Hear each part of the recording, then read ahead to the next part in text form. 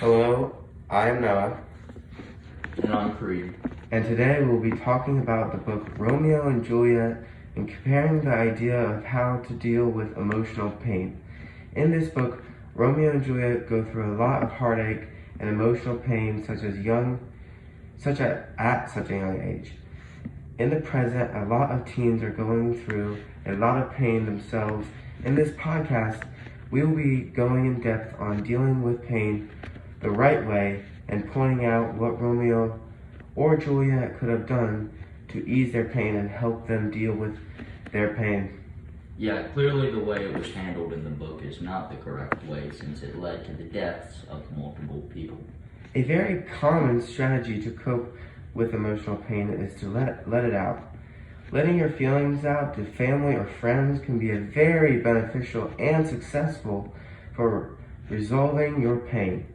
It is so successful that a lot of people go to therapists that can talk through your pain so you can understand it and learn how to deal with it. Those who don't find a healthy way of venting often stuff it inside until they explode one day or get into the habit of finding ways to numb themselves, such as eating crap. Not letting out your feelings can hurt you physically as well. Releasing your thoughts to others is one of the best ways to stay physically and mentally healthy. When sharing your pain with others, it is important to pick the right people to talk to. You want to make sure that they support you and care for you.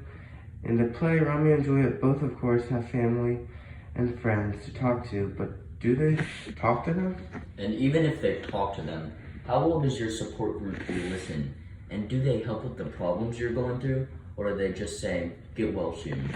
In Juliet's life, there is only one person she really talks to. Juliet seems to tell the nurse everything because she can't talk to anyone else. Soft, take me with you. Take me with you, wife. How? Will she none? Doth she not give us thanks? Is this not proud? Doth she not count her blessed? Unworthy as she is, that we have wronged. So worthy a gentleman to be bridge-groomed? Shakespeare 5:4, 141 through 145. Juliet tries to talk to her father about her feelings and concerns, but he doesn't respect what she said at all. The nurse actually listens to Juliet, but doesn't help her get through her feelings and The thoughts. nurse was more involved and more helpful instead of making panic decisions and not taking into account Juliet's feelings. It could have led to Juliet not going to Friar Lawrence, which inevitably could have helped save her life. Romeo had a lot of people that he shared his thought with at the beginning of the play. But the problem was he didn't share his pain with them. Benvolio and Mercutio might have been able to support him and help him through Juliet. Benvolio is a very honest man in the play and could have helped Romeo. Tybalt, here slain, whom Romeo's hand did slay. Romeo, that spoke him fair, bid him be thanks. Shakespeare 4:1, 145 through 146. With him being so honest, he would give it to Romeo straight. He wants the best for Romeo, but he does care about the truth. This is a great friend to vent to because they won't hide their thoughts or act biased.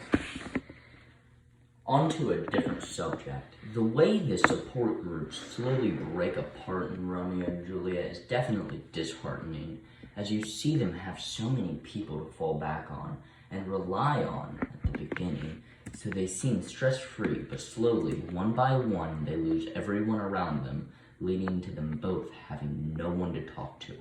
This makes it so if something were to happen, which it did, then they would have no way to deal with it, which could lead to them dwelling on it or doing other things that could lead to many other issues. The second Juliet was cast away. You could tell the story was going to begin a dark place simply by reading what he was saying. How, chalk logic.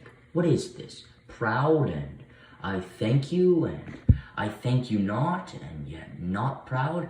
Mistress minion you, thank me no thankings, nor proud me no prouds, but fettle your fine joints 'gainst Thursday next to go with Paris to St. Peter's Church, or I will drag thee on a hurdle thither. Out you green sickness carrion, out you baggage, you tallow face. The moment this was said was the first time you saw Lord Capulet get serious at all, so it was quite surprising for my first read. And you can barely blame him, as his daughters lashing out against him for no clear reason. If they were more vocal or simply had a stronger support group, could have saved their lives, and it's just sad to think about. Yeah, it's sad that the family doesn't really get along with each other and they're not really expressing their emotions to one another. As teenagers are maturing, they become extremely sensitive to changes. This period in a person's life shapes who they are, and when parents threaten their kids' lives or their best friends die, this impacts who they are for the rest of their life. Even though Romeo and Juliet seem so mature, we need to remember that they're still kids, and because of this, they'll struggle to cope with certain things harder than adults will. These things can be dealt with when you have people around you to help, but Romeo and Juliet did not have these things. So, as a result, they were forced to deal with them alone, and it led to their deaths because they couldn't cope with the changes. They were still kids. They're not adults. They're simply just kids. Now we will be talking about focusing on other things in your life that will help you with your pain. If you just focus on the negative things that you are going through in your life, it will just make you feel worse about yourself. You need to escape that negative bubble and focus on other things you enjoy, like hobbies. According to Mental Health America, ways to help yourself is to focus on doing things you enjoy or focus on relaxing. This helps you become emotionally stable so you don't hurt yourself in any way. And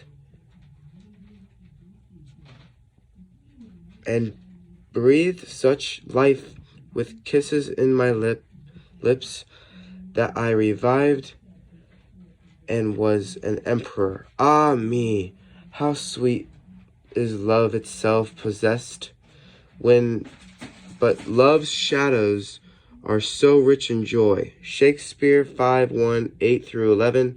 Focusing on Juliet lets Romeo stray because he had no other hobbies or distractions to get him through his pain.